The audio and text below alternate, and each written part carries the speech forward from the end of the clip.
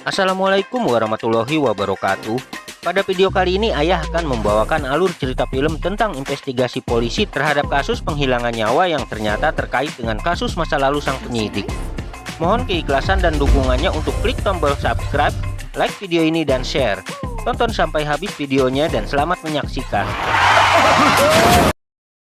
Di tengah hujan lebat, sosok pria misterius mendatangi kediaman seseorang. Dengan mengendap, dia masuk ke dalam rumah dan diterima oleh seorang wanita yang nampak ketakutan. Pria itu melukai si wanita dan menghilangkan nyawanya.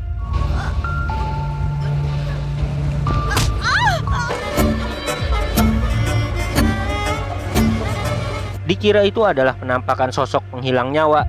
Ternyata itu adalah gambaran investigasi terhadap kejadian perkara dari sudut pandang pemikiran seorang inspektur polisi bernama Arjun. Dia yang kini sedang menyelidiki kematian si wanita dan diketahui ini adalah kasus ke-30 selama masa karirnya dalam kepolisian. 29 kasus sebelumnya berhasil dipecahkan oleh Arjun. Dari hasil investigasi dengan tetangga korban, didapatkan nama si korban adalah Suwita dan dia tinggal dengan seorang pria di rumah itu. Arjun memerintahkan anak buahnya untuk mencari petunjuk dari panggilan telepon. Kini, fokus mereka adalah identitas si pria yang tinggal bersama Suwita.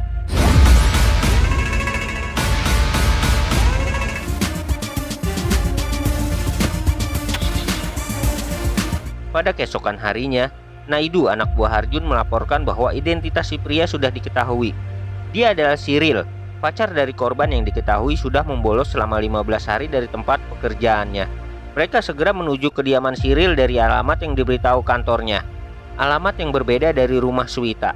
Cyril mengakui bahwa dia berhubungan dengan Suwita. Selama 3 tahun hubungannya dengan Suwita, dia tidak bahagia. Untuk itu, Cyril menjalani pertunangan dengan wanita lain melalui perjodohan dari orang tuanya. Pada malam kejadian, Cyril juga mengaku bahwa dia sedang jalan-jalan dengan teman-teman. చూడు ఈ కేసులో నువ్వు ప్రైమరీ సస్పెక్ట్వి ఏ టైంలో కాంటాక్ట్ చేసినా నువ్వు మాకు రెస్పాండ్ అవ్వాలి. Arjun yang menemui atasannya Pak Komisaris melaporkan bahwa penyidikannya tinggal menunggu hasil forensik dan akan melakukan penyidikan berdasarkan keterangan dari Cyril. Ketika seorang wanita dihilangkan nyawanya, maka kasus ini akan menjadi perhatian masyarakat. Diharapkan Arjun hati-hati dalam menanganinya. Komisaris memberi perintah. Pada suatu momen, Arjun mengingat kekasihnya Nitya yang sudah tiada. Ketika dia memberikan hadiah sebuah jam tangan agar Arjun tidak melupakan waktu ketika bekerja. Close your eyes. Seperti biasa, Arjun bekerja di kepolisian melayani masyarakat yang melapor. Sampai suatu ketika, ada 2 orang yang dilaporkan mabuk dan membuat celaka orang lain. Arjun melepaskan orang itu dengan syarat mereka membayar kerugian yang ditimbulkan. Data mereka juga sudah tercatat di kepolisian.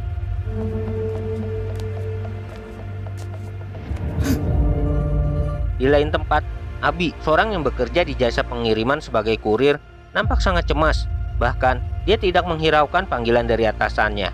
Semula, dia izin cuti ke atasannya selama 5 hari. Namun, keinginannya ditolak oleh atasan. Dia hanya diizinkan untuk cuti 2 hari saja. Cyril yang dipanggil ke kantor polisi memberitahu tentang identitas orang tua Suwita. Arjun mengetahui bahwa Cyril pada saat itu menggunakan telepon baru. Jadi, hubungan Suwita dengan orang tuanya tidak baik. Selama ini, Suwita selalu marah ketika Cyril menanyakan perihal kedua orang tuanya. Cyril juga memberitahu Arjun bahwa Suwita pernah bersekolah di sekolah bernama Saint Patrick di Gopalatnam. Atas informasi tersebut, Arjun dan Naidu menyelidiki masa lalu Suwita ketika bersekolah di Saint Patrick. Mereka berharap ada petunjuk dari sekolah tersebut. Menurut kepala sekolah, Suwita merupakan pribadi yang penyendiri dan dia selalu berbuat onar. Setiap yang diinginkan selalu harus menjadi miliknya. Suwita seperti mempunyai dunia sendiri. Dia berteriak, dia menangis. Sekolah pada saat itu kesulitan sekali mengendalikan sifatnya. Untuk itu, Suwita dibawa orang tuanya ke psikolog karena dianggap mengalami gangguan jiwa. Kepala sekolah memberikan kartu nama dokter psikolog yang merawat Suwita pada waktu itu kepada Arjun. Berbekal informasi tersebut, Arjun segera menemui sang dokter.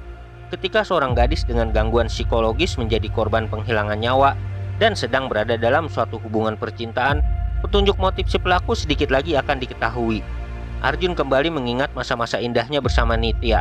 Bayang-bayang Nitya selalu menghantui. Sampai sini nih, belum diketahui kenapa Arjun selalu mengingat kekasihnya. Seolah dia tidak rela akan kepergian Nitya. Bahkan, jam pemberiannya selalu dipakai. Kasus ini jangan sampai berlarut, komisaris memberi arahan kepada Arjun. Dokter psikolog yang merawat Swita memberikan informasi bahwa ketika dalam penanganannya, pasien bernama Swita tidak merespon segala pengobatan. Ketika dalam masa pengobatan, Swita lari dari rumah dan menghilang.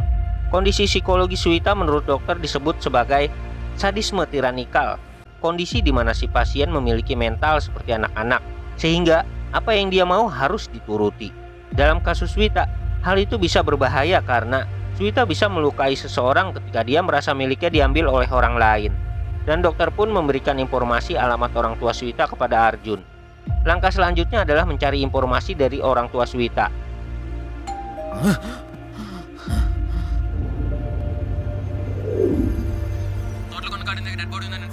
విశాఖపట్నంలోని తోట్లకొండ గార్డెన్స్ దగ్గరలో ఒక యువతి శవం పడుంది.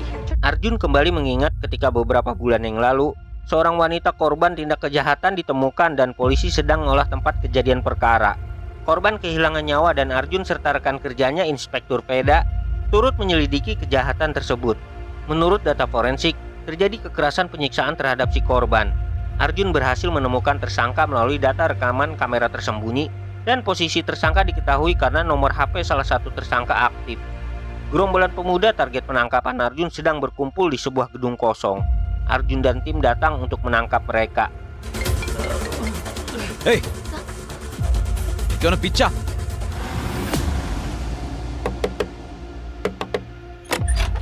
Keempat pemuda pelaku kejahatan berhasil dihajar dan ditangkap.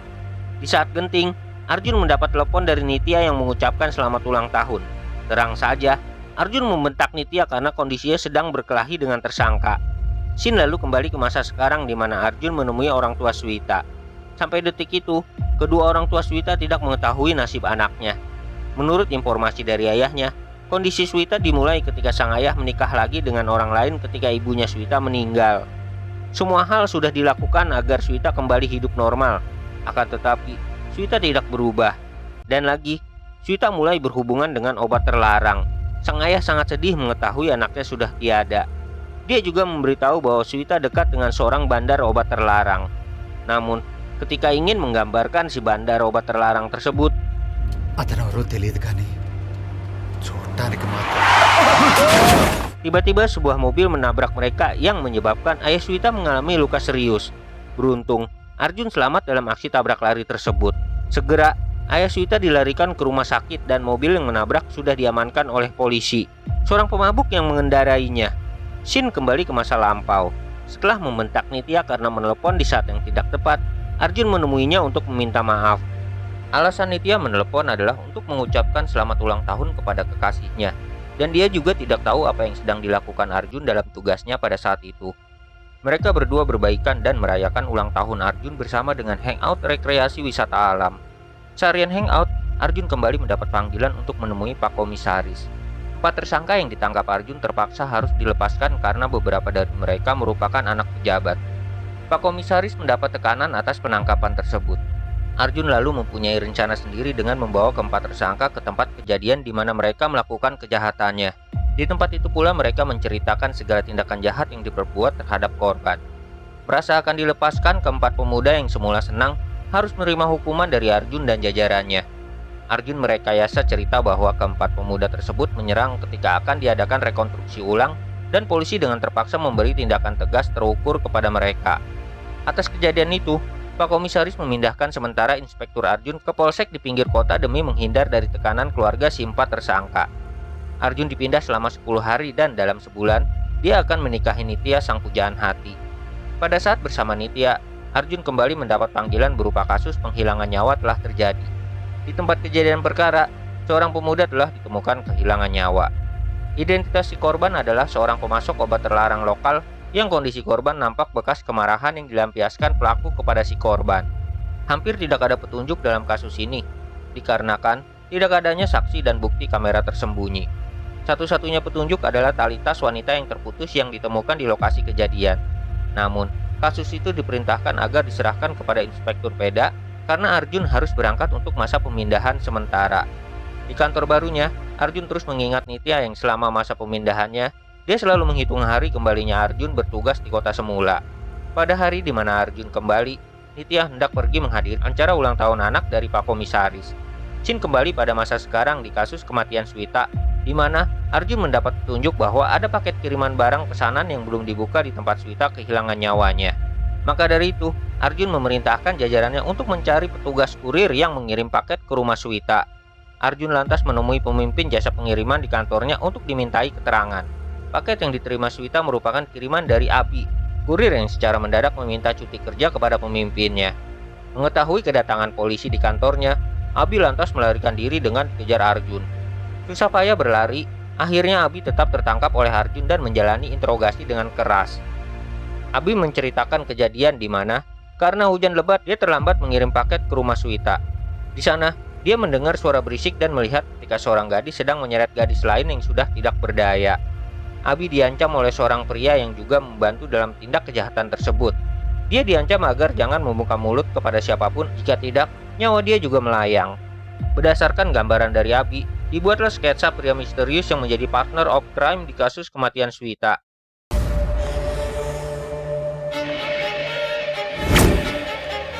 Setelah mendapatkan sketsa, pihak polisi merasa pernah melihat sosok seperti digambar. Dengan ciri tato di lengannya, bisa dipastikan orang itu adalah orang yang sama yang pernah mendatangi kantor polisi untuk menjamin temannya yang pada waktu itu berkendara dalam keadaan mabuk. Pria bernama Adas, sang pengedar obat terlarang. Polisi segera bertindak cepat untuk menangkap Adas yang diketahui lokasi keberadaannya melalui pelacakan telepon. Terjadi perlawanan dari Adas dan ketika lemah karena pukulan Arjun, di sini dia diinterogasi perihal Swita dan Nitya. Iya, kekasih Arjun yang diceritakan di film ini sudah tiada, namun penyebabnya masih menjadi misteri. Shin kembali menceritakan ke masa di mana Swita masih hidup dan di malam kejadian, Arjun mendatangi rumahnya. Dia mencari Nitya di rumah Swita karena pada sebelumnya Nitya berbagi lokasi dengan Arjun. Di waktu itu, Swita tanpa rasa bersalah mengakui bahwa telah menghilangkan nyawa Nitya. Kembali kita flashback ke masa kejadian di mana Nitya setelah pesta ulang tahun anak Pak Komisaris mobilnya mendadak mogok di jalan. Pada waktu itu, kebetulan Cyril datang untuk membantu. Karena kondisi hujan dan sudah malam, Cyril menawarkan untuk singgah sebentar di rumahnya menunggu hujan reda. Maksud Cyril adalah baik agar Nitya bisa beristirahat di rumahnya dan menelepon Arjun dari sana. Namun, Cyril yang sudah serumah dengan kekasihnya Swita membuat Swita cemburu dan marah.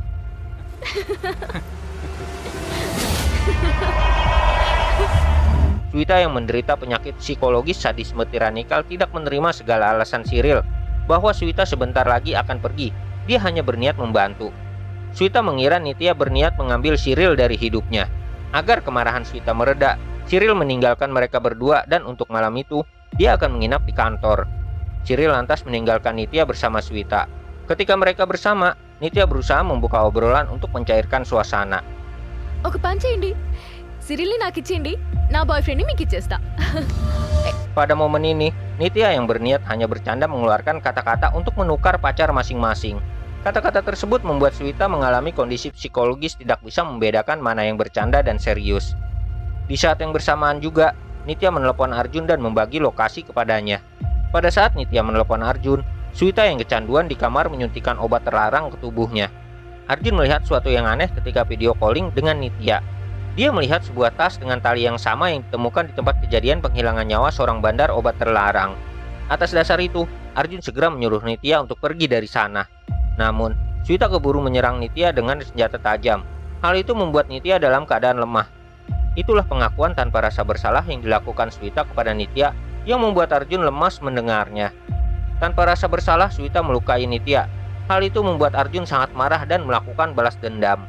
Dia melukai Swita dan menghilangkan nyawanya. Namun, dia tetap bungkam perihal di mana dia menyembunyikan jasad Nitya. Arjun lalu menghilangkan nyawa Swita. Jadi, pelaku yang menghabisi Swita adalah Inspektur Arjun.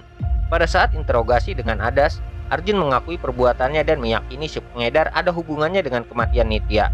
Adas langsung memberitahu bahwa pada saat itu, dia dihubungi oleh Swita yang panik karena sadar akan perbuatannya. Dia langsung mendatangi kediaman Swita dan memeriksa kondisi Nitya yang pada saat itu masih dalam keadaan hidup, namun terlihat lemah karena kehilangan banyak darah.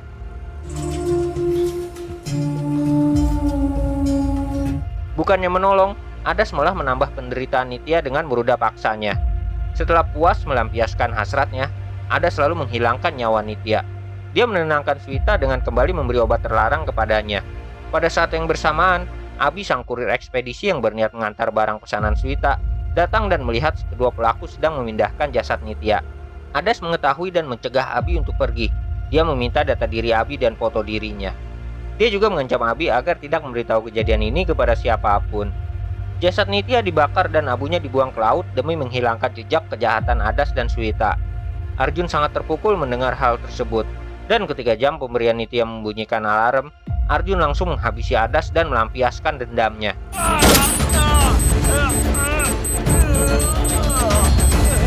Aksi Arjun ditulis di laporan kepada Pak Komisaris.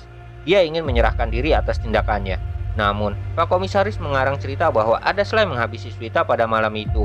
Hal itu dilakukan karena Pak Komisaris merasa bersalah Nitya bisa kehilangan nyawa karena menghadiri pesta ulang tahun anaknya. Apabila malam itu Pak Komisaris mencegah Nitya pulang karena hujan lebat, hal yang mengerikan ini tidak perlu terjadi. Arjun dibebaskan atas perbuatannya karena Swita dan Adas merupakan orang berbahaya. Tindakan Arjun hanya mencari keadilan dengan menghakimi mereka langsung.